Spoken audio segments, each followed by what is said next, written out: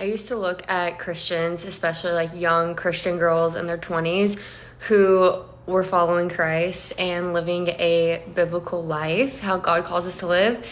And I just thought it was so disingenuous. I thought they were doing everything they didn't want to do, like they were being held hostage, and that they were just like, yeah, they were following this life and they were doing the things that Christians do, but like their actual desire was to go out, have fun, party, drink, dress this way. Like I thought that they were pretending. And then I became them. And I obviously am living it now, and I see that like God has the ability to change your appetite for life. And that's what he has done through me. Me and my small group were talking about this last night, of how like we all had the same perspective of like these people who are following God, yeah, they're doing it because it's the right thing to do, but like their heart's not in it. And that is just not sustainable. Like that was me all of my life, like this trial and error, trying and failing of following God for a week, and then, or like, you know, Monday through Thursday, and then the weekend hits and everything goes out the door.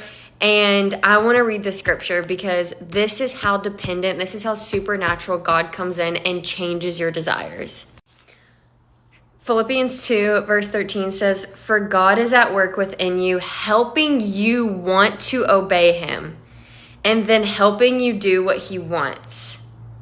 Like, we're in such dire need of him that like he even has to help us want to obey him. And I think that is the biggest thing, where if you're an outsider looking at someone whose life is being changed in front of you by God, it's like, okay, like you can take off the mask. And because you can't see in their heart and in their mind that they are literally, these scriptures are doing something supernatural in their mind and their wiring. Like Jesus is reaching into their life and saying, no more. Like, this is not for you anymore. And it's that allowance and that obedience where like he gives you a distaste for sin. He gives you a distaste for the way you used to live, and empathy for people, and like just everything changes. And I think that it's one of those things where like, if you know, you know.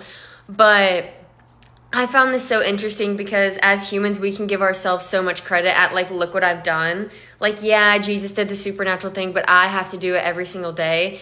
And it's like, no. God is at work within us and even has to help us want to obey him. And then he has to help us want to do what he wants to do in us. And it's just the craziest thing where like, he gets all the credit. He gets all the glory. And I just was thinking about this morning. Me and my small group were talking about it. And it's the craziest thing, especially being an outsider and then it happening to you. You're like, oh, these people weren't just like playing pretend. Their heart is on fire for Jesus. They want to live this out. And it's the best decision you could ever do.